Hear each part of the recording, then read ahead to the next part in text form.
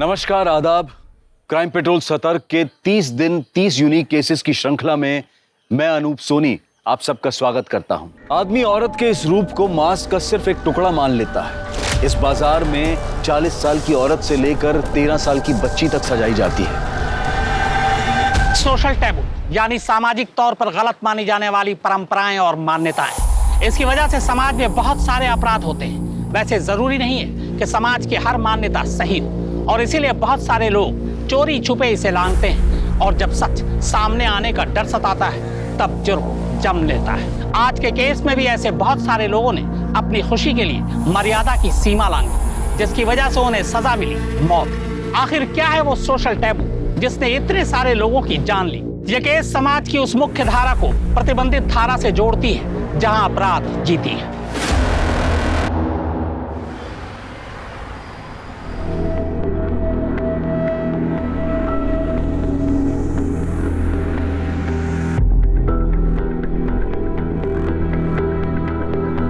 Accountant साहब पूरी दुनिया का हिसाब करते हैं, मेरा हिसाब कब करेंगे? मन तो बहुत करता है स्वाति, लेकिन तुम तो जानती हो कमाई इतनी है ही नहीं कि फैमिली शुरू करने के बारे में सोच भी सके। मंथ एंड आते आते तो जेब खाली हो जाती है। बस एक अच्छी सी परमानेंट जॉब मिल जाएगी ना, फिर ये टेंशन खत्म हो जाएगी। राजीव, कहते हैं भगवान जिसे पैदा करता है उसका खाने का इंतजाम भी कर देता है, और क्या पता उसके आते ही हमारी किस्मत बदल जाए। ख्याल तो बहुत अच्छा है, लेकिन स्वाति अगर ऐसा नहीं हुआ तो ऐसे उदास मत हो। तो जहाँ इतना सब्र किया है थोड़ा सा सब्र और करो ना। जैसे अच्छी सी जॉब मिल गई ना परमानेंट, फिर देखना मैं कैसे बच्चों की लाइन लगाता हूँ। क्या नाटक लगा के रखा है तूने? हाँ, नहीं खाऊंगी नहीं खाऊंगी, प्यार से समझा रही हूँ, खा ले समझ में नहीं आ रहा, दिमाग खराब करके रखा है। एक कान के नीचे दूंगी ना, ये गिर जाएगी। क्या कर रही है तू ये? अरे बच्चे के चेहरे पे दाग आ गया ना तो कोई उसे हाथ भी नहीं लगाएगा। अरे तो आप ही बताओ क्या करूं मैं? शहजादी बनी बैठी है, कल से एक निवाला नहीं खाया इसने, बोलती मैं कुछ खाऊंगी नहीं, रहूंगी नहीं। तो रुक, मैं बात करती हूँ। क्या हुआ बेटा, खाना क्यों नहीं खाना है? यहाँ नहीं खाना, मुझे नहीं रहना, मैं यहाँ नहीं रहने वाली। आसमा, जाओ और जाके इंजेक्शन ले आ।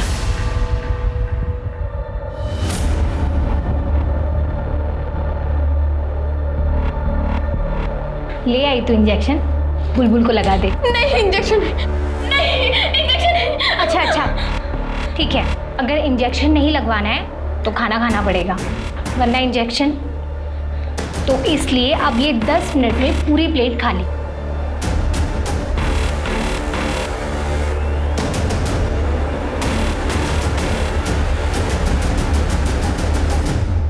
किसी भी लड़की के साथ ऐसा नहीं होना चाहिए।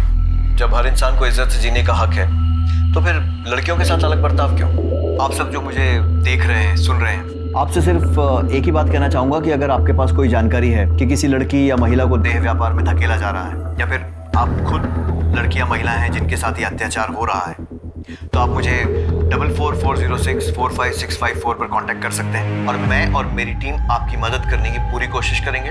आपको इस दलदल से बाहर निकालेंगे।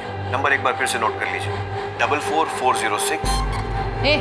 चल धंधे पे लगो, कोई फरिश्ता नहीं आने वाला बचाने।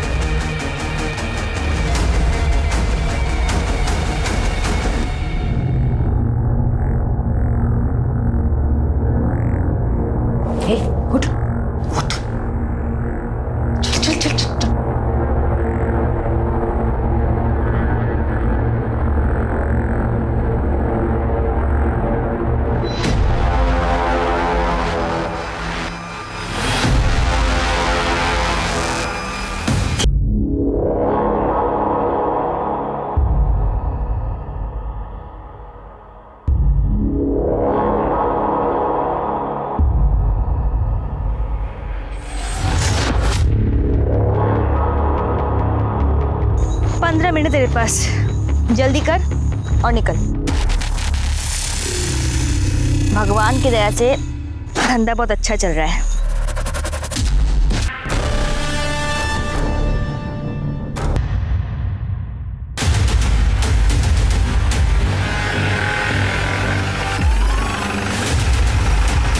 सर इस तरफ सर, यहाँ संभाल सर। ये गाँव वाला यहाँ हल्का होने आया, इसने बॉडी को देखकर हमें इन्फॉर्म कर दिया।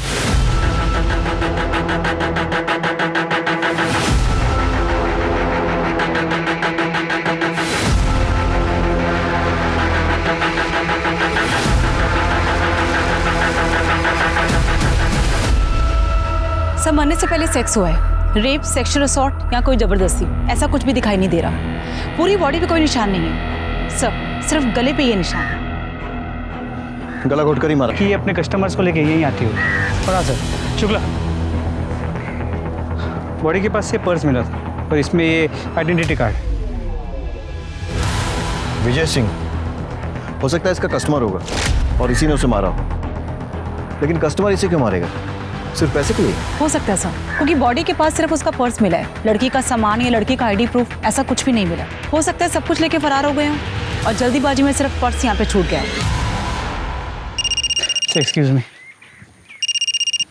हेलो, कहाँ पर? ठीक है, हम अभी पहुँचते हैं। सर, यहाँ से 5 किलोमीटर दूर एक जली हुई बॉडी मिली है। बॉडी को पोस्टमार्टम के लिए भेजो और पूरे एरिया की अच्छे से तलाश लो। Sir let's go.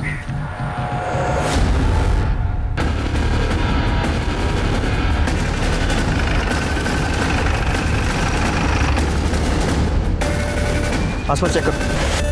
Sir, body तो पूरी तरह जल चुकी है। लगता है पेट्रोल जैसी किसी चीज़ से जल। पहचान कर सके। मिश्रा, पता करो आसपास में कोई मिसिंग कंप्लेंट दर्ज हुई है क्या? शायद उससे इसकी शिनाख्त। और ये विजय सिंह, इसका पता करो। जी सर। 5 किलोमीटर के दायरे में एक प्रोस्टिट्यूट और एक जली हुई लाश मिलने से पूरे इलाके में दहशत फैल जाती है। दिन दहाड़े हुई इस हत्या के लिए जिम्मेदार कौन है, पुलिस या प्रशासन? सवाल ये भी खड़ा होता है कि एक वैश्या जिसके पास जिस्म के अलावा कुछ, बात अगर पैसे की होती तो सिर्फ मारपीट तक होती, लेकिन यहाँ मामला कुछ और है। या फिर किसी दिलजले आशिक या अपने ही घर वाले ने उसका काला सच जानने के बाद उसका खून कर दिया।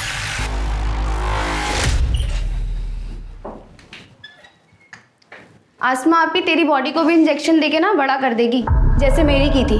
देख, 15 की होके 20 की लगती हो ना, वैसे तू भी 13 की है ना, तो 18-19 की तो लगेगी। पर वो मुझे इंजेक्शन क्यों देगी? मुझे ऐसे बड़ा नहीं होना है। तू तो ऐसे बोल रही है जैसे तुझे पूछ कर देंगी। मुझे भी तो जबरदस्ती लगाया था ना।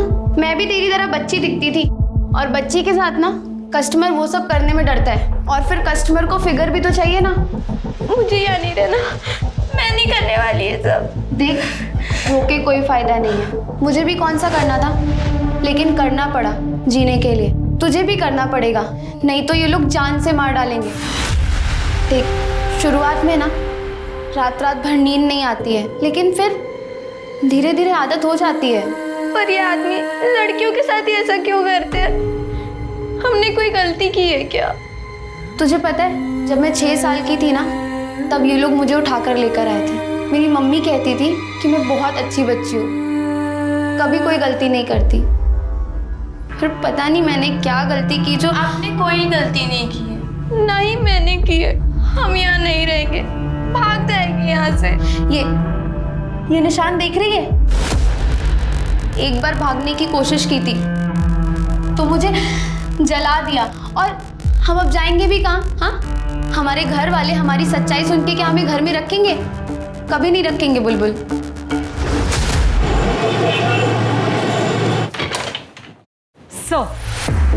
सर, जंगल में जिस औरत की लाश मिली थी उसका नाम मीना था, उम्र 22 साल। 15 साल की उम्र से इसी डिस्ट्रिक्ट में अलग अलग जगह में प्रोस्टिट्यूशन का काम कर रही थी ताकि पकड़ी ना जाए, पर 2 बार अरेस्ट हो चुकी है। हमारे पास उसके रिकॉर्ड्स भी हैं। और उसकी फैमिली, उनका कोई रिकॉर्ड? सर नहीं, उसका अभी तक असली नाम भी पता नहीं चला, तो फैमिली का कहाँ से पता चलेगा? पता नहीं इस धंधे में कब से है।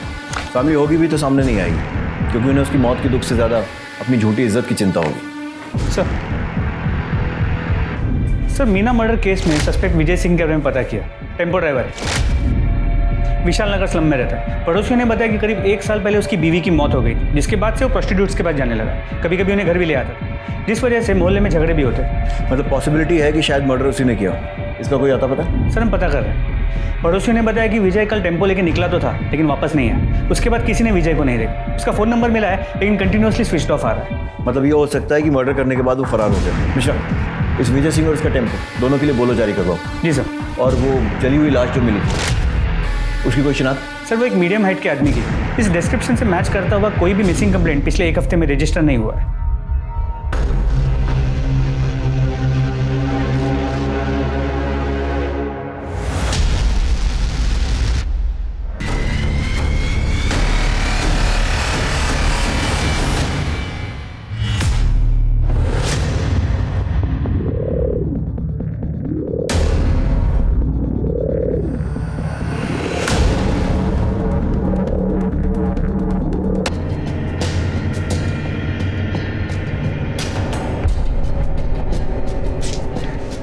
ए, घूरता क्या है?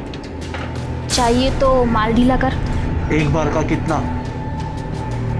1000 फाइनल है। देता है तो बोल, वरना मेरा टाइम खराब मत कर। निकल यहाँ से। चल मेरे राजा, चल शुरू हो जा। अबे कितना घूरेगा? शुरू हो जा राजा।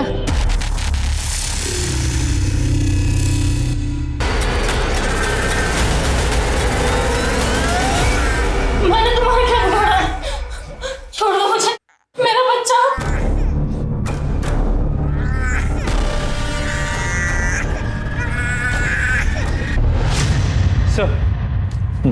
सर मीना की मौत 18 तारीख की रात 8 से 11 बजे के बीच गले पे मार्क्स के अलावा बॉडी पे कहीं चोट, खरोच या स्ट्रगल के निशान नहीं मिले। सेक्स हुआ है, सीमेंट ट्रेसेस भी मिले, लेकिन सर रेप या सेक्सुअल असॉल्ट जैसा कुछ साबित नहीं हो रहा। मिश्रा, इस विजय सिंह के घर से उसके डीएनए सैंपल लो और इस सीमेंट के साथ मैच करो। जी सर। इसके टेम्पो का कुछ पता चला? सर हम पता कर रहे हैं, लेकिन अब तक कोई इन्फॉर्मेशन नहीं मिली। सर जंगल में जली हुई बॉडी की पोस्टमार्टम रिपोर्ट्स। मेल बॉडी है, 28 से 35 के बीच। 18 तारीख की रात को 8 से 11 के बीच गला दबाने से मौत हुई है। इससे मिलती जुलती कोई मिसिंग कंप्लेंट? नहीं सर, हमने आसपास के पुलिस स्टेशन में पता किया, अभी तक कोई कंप्लेंट नहीं आई। सर अच्छा, एक मिनट। हेलो, क्या? कहाँ पे? एक मिनट होल्ड कीजिए। तो गणेश नगर में एक औरत की बॉडी मिली है। बॉडी की इन्फॉर्मेशन मिलने के पहले ही तो आ गया? नहीं सर, ऐसा नहीं है। ये तो फ़ोन अभी आपके सामने आया। मैं तो पहले वाली फ़ोन की इन्फॉर्मेशन देने आया था कि आदर्श नगर में एक आदमी की जली हुई बॉडी मिली है।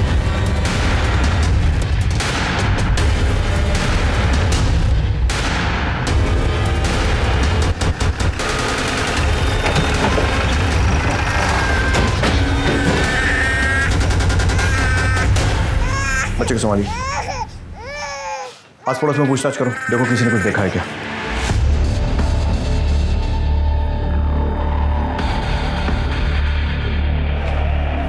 सर आसपास के लोगों का कहना है कि इस औरत का नाम शबनम है।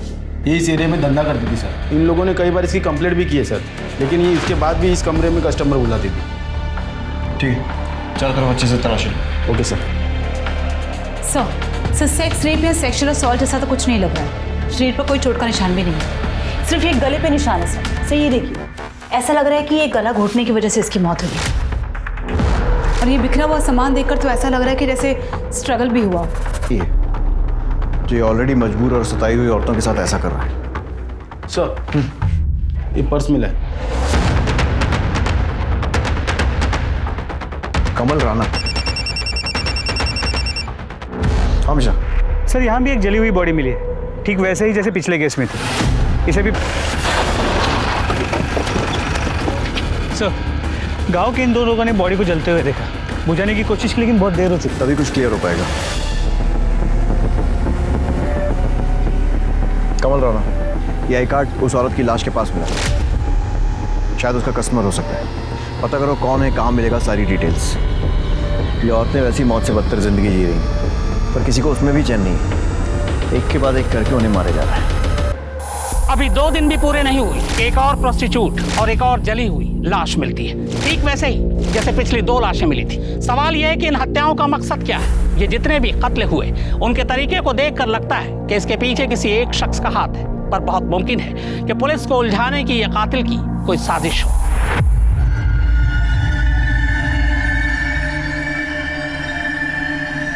बुलबुल बुलबुल बुलबुल बुलबुल कहाँ जा रही है? दरवाजा खोल। हाँ मैं आसपास कहाँ आ रही हो तुम लोग? अरे कोई पकड़ो उसे।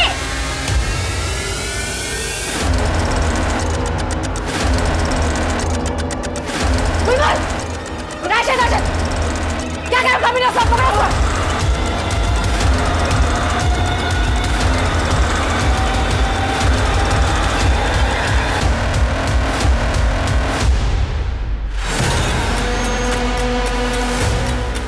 बुलबुल अपने आप से बाहर आ जा, आपा तेरे को जान से मार देगी। है बुलबुल, सब देखते हैं।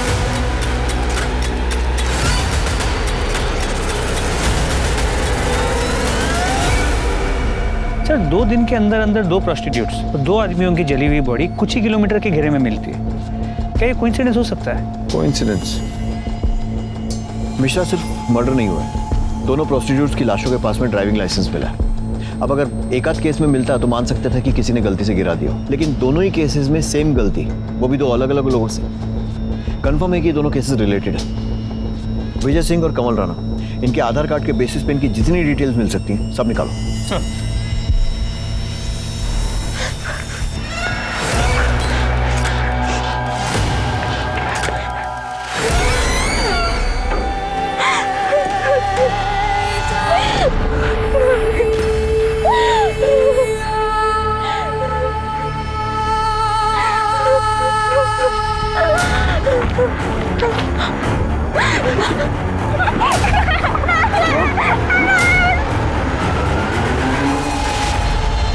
सुनिए, अभी निकलना जरूरी है क्या?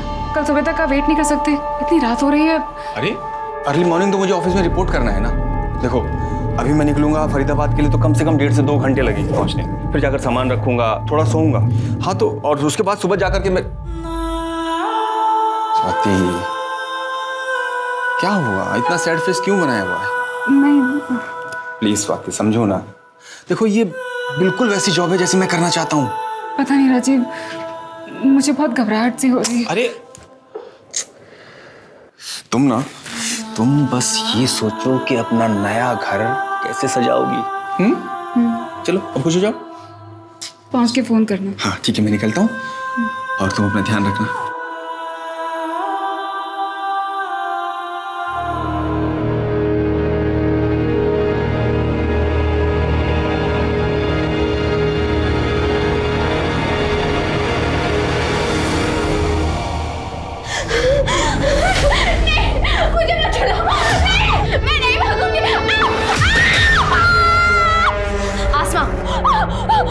अभी के लिए रहने दे।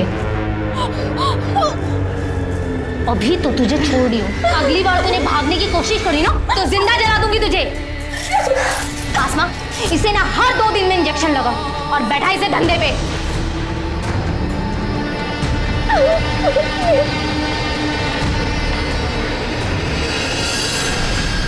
मैं नहीं रह सकती। मैं पुलिस अंकल का नंबर ढूंढ के उनको कॉल करूंगी।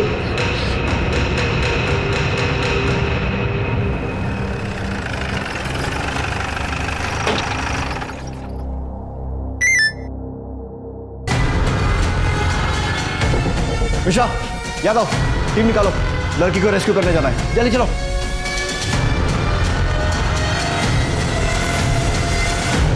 पुलिस को मिली सूचना के अनुसार यहाँ पर एक 13 साल की बच्ची को जबरदस्ती रखा गया और उस पर बहुत ज्यादा अत्याचार किए गए और इस बात की जानकारी पुलिस को खुद उस बच्ची ने दी और राहत की बात यह है कि पुलिस उसको बचाने में कामयाब हुई है। सर हम कुछ सवाल पूछना चाहते हैं आपसे। एक्सक्यूज मी सर, क्या आप हमें बता सकते हैं ये बच्ची कौन है और इस पर अत्याचार करने वाले लोग कौन थे और आपको इस बात की जानकारी कैसे मिली? इस बच्ची का नाम प्राची है, इसके माँ बाप नहीं, अनाथ, अपने इन रिश्तेदारों के साथ रह रही थी और ये लोग इस पर अत्याचार कर रहे थे और जबरदस्ती से मजदूरी करवा रहे थे। फिलहाल हम लड़कियों को एनजीओ के हवाले कर रहे हैं और इन लोगों के खिलाफ मुकदमा दर्ज करने जा रहे हैं। हम बच्ची को उसके माँ बाप तो नहीं लौटा सकते, लेकिन एनजीओ के साथ कम से कम वो एक नॉर्मल लाइफ जी पाएगी। Thank you. Thank you so much. Thank you so much.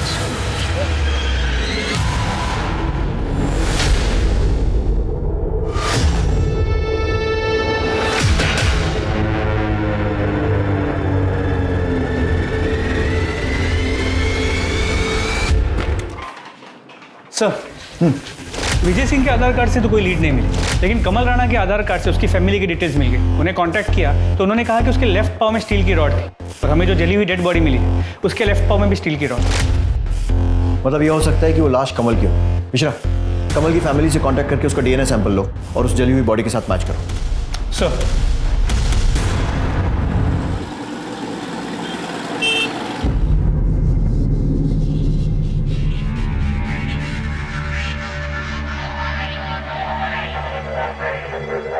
क्यों मुंह फुला रखा है? भगवान ने इतनी सुंदर शक्ल दी है, थोड़ा मुस्कुरा। आज तेरी बड़ी रात है, आज से तू भी काम पे लगने वाली है। बाहर तेरा ग्राहक बैठा है, आजा उसे खुश कर। अबे तो पहली बार आया है ना, इसलिए तुझे ऐसा लग रहा है। टेंशन मत ले, तुझे बहुत मजा आने वाला है। और ये पुलिस वुलिस ना जुबेदा मैडम के जेब में होती है भाई।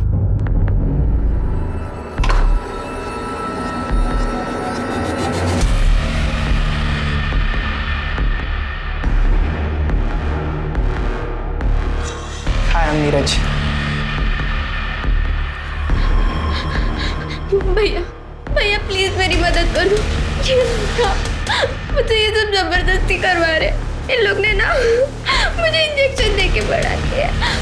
अभी मैं सिर्फ 13 साल की हूँ भैया, प्लीज मेरी मदद कर दो। अक्षय, मैंने बोला था ना कोई पछड़ा नहीं चाहिए मेरे को।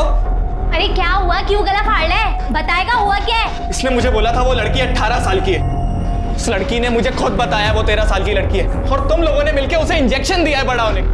साली को तो मैं भी देखती हूँ, बताती हूँ उसे।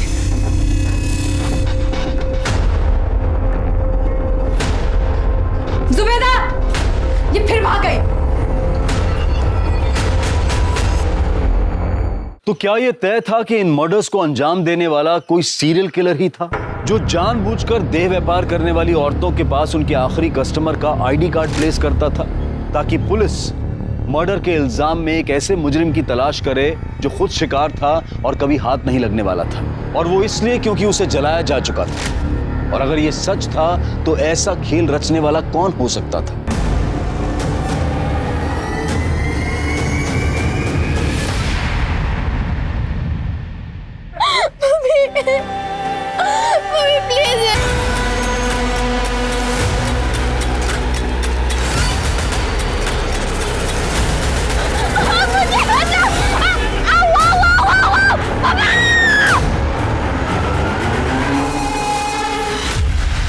आपके पति कब से गायब? सर 2 दिन से। 21 तारीख की रात 11 बजे वो ये कहकर निकले थे कि वो फरीदाबाद जा रहे हैं। अगले दिन 10 बजे उनको ऑफिस में रिपोर्ट करना था, तो उसके बाद से उनका कोई अता पता ही नहीं सर। उनका फ़ोन भी स्विच ऑफ आ रहा है। आपने ऑफिस में पता किया? सर उनकी जॉब अभी लगी थी, वो ज्वाइन करने जा ही रहे थे, इसलिए मुझे ज़्यादा कुछ पता नहीं है। उसी भी जल्दबाजी में निकल गए। ऑफिस का नाम, कंपनी का एड्रेस कुछ पूछ नहीं पाए सर। उनकी किसी से दुश्मनी या फिर हाल फिलहाल में कोई झगड़ा? नहीं सर, कोई दुश्मनी, कोई झगड़ा नहीं। कोई अफेयर? बिल्कुल नहीं सर, हमारी लव मैरिज है। 1 साल पहले ही हमारी शादी हुई है। ठीक है, आप इनके पास अपनी सारी डिटेल्स लिखवा दीजिए। हम जल्द से जल्द आपके पति को ढूंढने की कोशिश करेंगे। चलिए। 6 हेलो,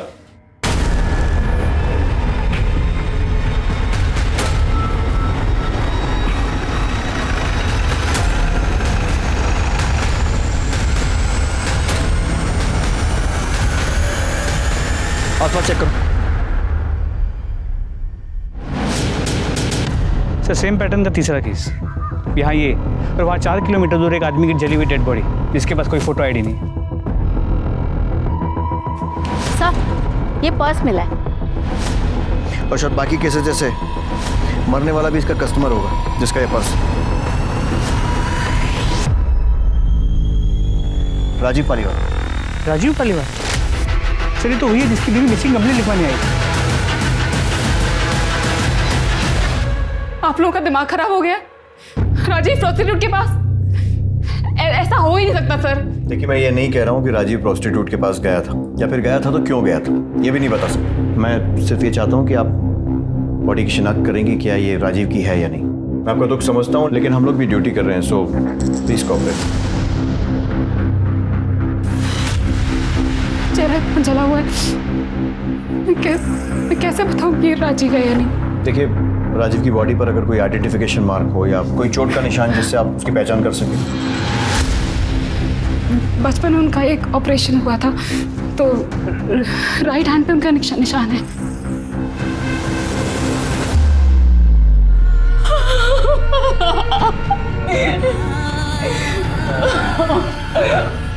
राजीव की फैमिली में और कौन कौन है? कोई नहीं है सर। कोई तो होगा। होगा भी तो मुझे नहीं बताया सर, मुझे नहीं पता।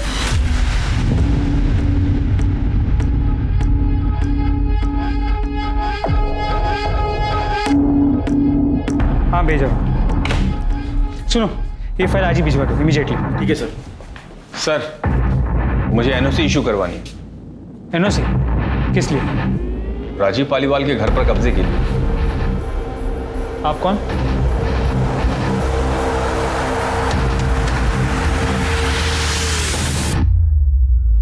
रवि पालीवाल? जी सर, रवि पालीवाल, राजीव पालीवाल का जुड़वा भाई। सर, न्यूज़पेपर में पढ़ा कि राजीव का मर्डर हो गया है, इसलिए मैं चाहता हूँ उसके घर की एनओसी इशू कर दी जाए, ताकि ऐसे ही कोई उसके घर पे कब्जा ना कर ले। सर, ये हमारे बर्थ सर्टिफिकेट्स और राशन कार्ड वगैरह ज़रूरी दस्तावेज आप चेक कर लीजिए सर। अब उसके जाने के बाद इकलौता वारिस मैं ही हूँ सर।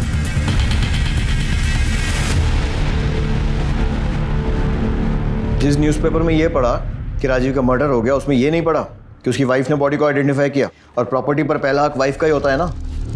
वाइफ? वाइफ उस घर में रहती है? क्या बात कर रहे हैं सर, वो घर तो 1 साल से खाली पड़ा है, जब से राजीव पुष्पा भाभी और ख्याति को लेकर यहाँ शिफ्ट हो गया था।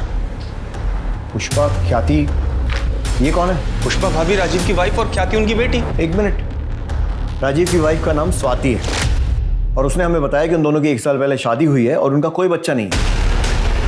तो ये बेटी कहाँ से आई? क्या?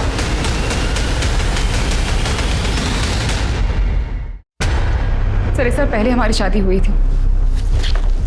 ये रहा उसका प्रूफ। और आप हैं कौन?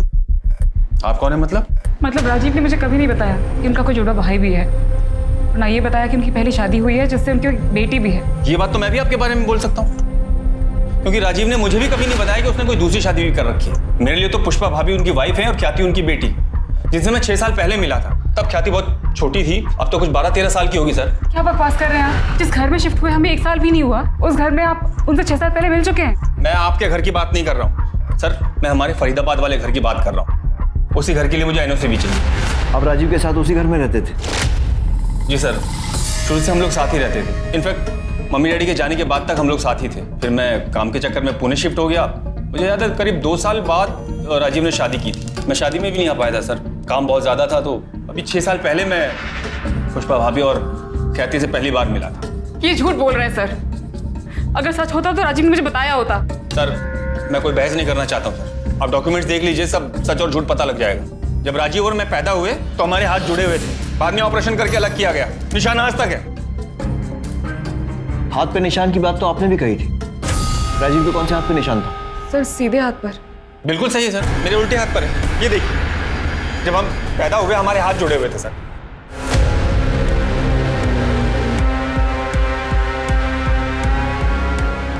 स्वाति जी आपका दुख समझते हैं, लेकिन इनके डॉक्यूमेंट से तो ऐसे ही लग रहा है कि ये सही बोल रहे हैं। और वैसे अगर आप ध्यान से देखें, मूंछ लगाकर ये हूबहू राजीव जैसे ही दिखते हैं। मिश्रा, रवि का डीएनए सैंपल लो और डेड बॉडी से मैच करवाओ, और इनके डॉक्यूमेंट्स फिर से वेरीफाई करो। और अगर सब कुछ सही निकलता है तो एनओसी दे दो, लेकिन लोकल पुलिस को इन्फॉर्म करने के बाद। और इनका घर भी लोकल पुलिस की मौजूदगी में ही खोलो। Sir, thank you sir.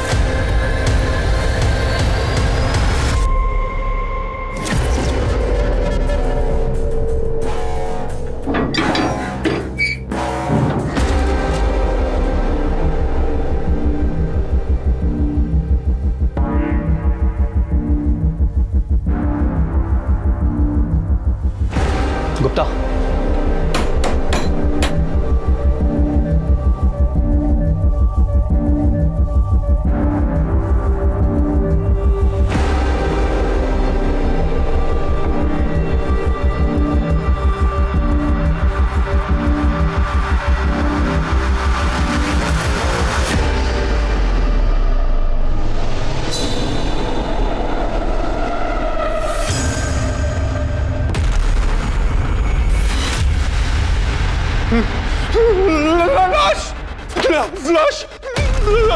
बढ़िया से।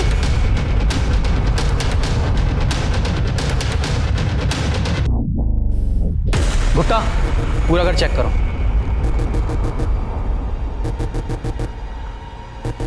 ये कंफर्म मर्डर लग रहा है। बॉडी जानबूझकर नमक डालकर गलाई गई है ताकि बदबू दबाई जा सके और बॉडी गलकर खत्म हो जाए। मरे हुए काफ़ी महीने हो चुके। इस केस से जुड़ा हुआ केस हम ऑलरेडी इन्वेस्टिगेट कर रहे हैं। ओके, इनसे इस केस की फाइल ले लेना। Okay sir. आप ठीक मेरे पीछे जो घर देख पा रहे हैं वो राजीव पालीवाल का है, जो लंबे वक्त से बंद था।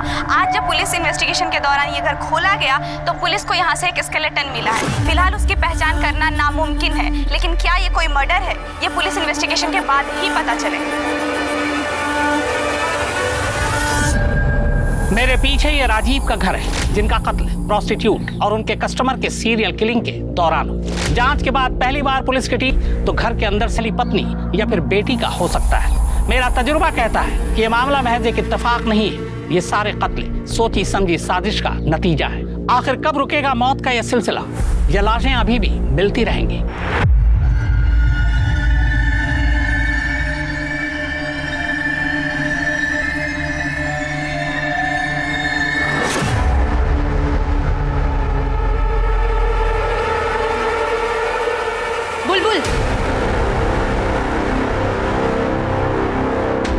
बुलबुल, कल जरा सज धज के तैयार रहना, तेरी नथ उतारने का दिन आ गया। और इस बार ना स्कूल का कोई छोटा बच्चा नहीं, पैसे वाला बड़ा आदमी आ रहा है। अगर कोई भी तमाशा करने की कोशिश करी ना तो तेरी जान ले लूंगी।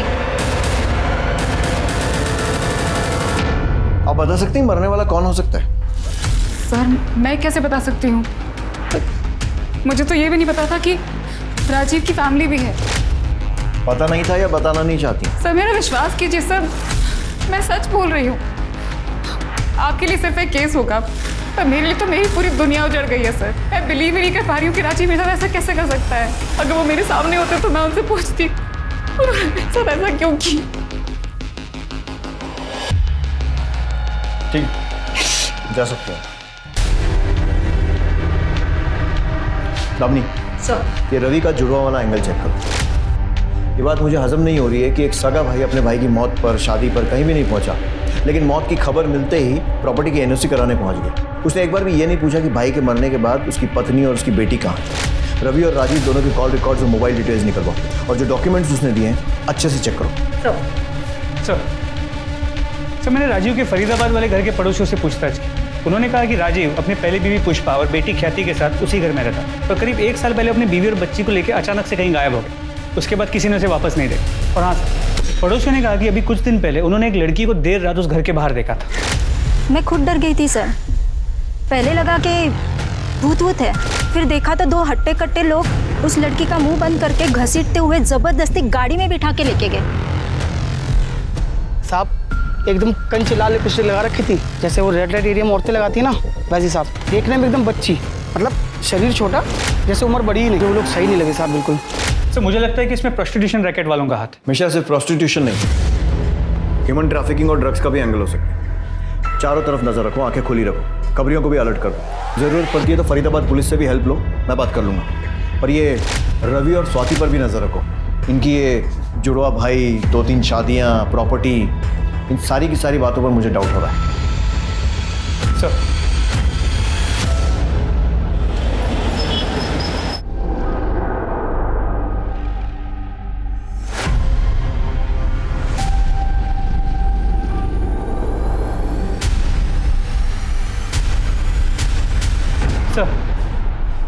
सर झिलमिल के बॉडी पे मिले सीमेन का डीएनए उसकी बॉडी से 4 किलोमीटर दूर जो जली हुई बॉडी मिली थी उसके डीएनए से मैच करता है, लेकिन सर वो डीएनए रवि के डीएनए से मैच नहीं करता। इसका मतलब वो लाश राजीव की नहीं है, और राजीव का पर्स वहां पर जानबूझकर हमें गुमराह करने के लिए डाला गया था। लेकिन अगर ये भी सीरियल किलर का काम है तो वो ऐसा क्यों करेगा, जबकि पिछले दोनों केसेस में उसने ऐसा नहीं किया था। तो फिर कौन है ये जो गुमराह करने की कोशिश कर रहा है?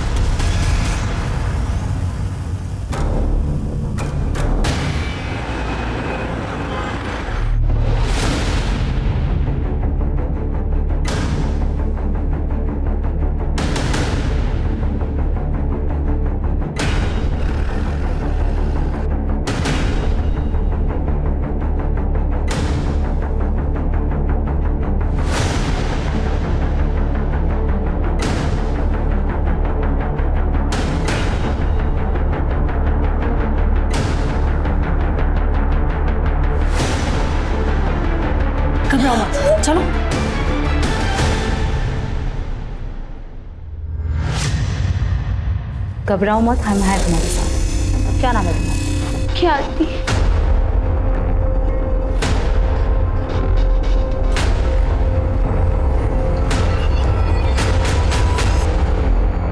मम्मी पापा दोनों मुझे बहुत प्यार करते थे, पर पता नहीं 1 साल पहले उनको क्या हो गया। वो मम्मी को बहुत मारते थे, बोलते थे वो प्रोस्टिट्यूट है, गंदा काम करते। मम्मी मना करती थी, बहुत रोती थी, पर पापा उनकी बात सुनते ही नहीं थे। फिर पापा मुझे भी मारने लगे, गुस्सा करने लगे कि मैं उनकी बेटी नहीं हूँ, मेरा बाप कोई और है, जिसके साथ मम्मी दिन रात रोती थी, सोचती थी कि एक दिन पापा ठीक हो जाएंगे, पर ऐसा नहीं हुआ। इतने दिनों तक इतनी बड़ी बात तूने मुझसे छुपा के रखी। सब तेरी वजह से मेरा घर, मेरी जिंदगी बर्बाद। तेरे जैसे धंधे करने वालियों को तो मर जाना चाहिए। चाहते नहीं तो मैं अपनी जान ले लेती। पहचानती हो? हाँ, ये मेरे पापा है। बेटा इनके हाथ पे चोट का निशान है ना? हाँ। कौन से हाथ पर? सर सीधे हाथ पर सर। पक्का? सोच लो। हाँ सर पक्का। मैं वाइफ हूँ उनकी, मुझे तो पता ही होगा ना। पॉइंट। स्मिता जी,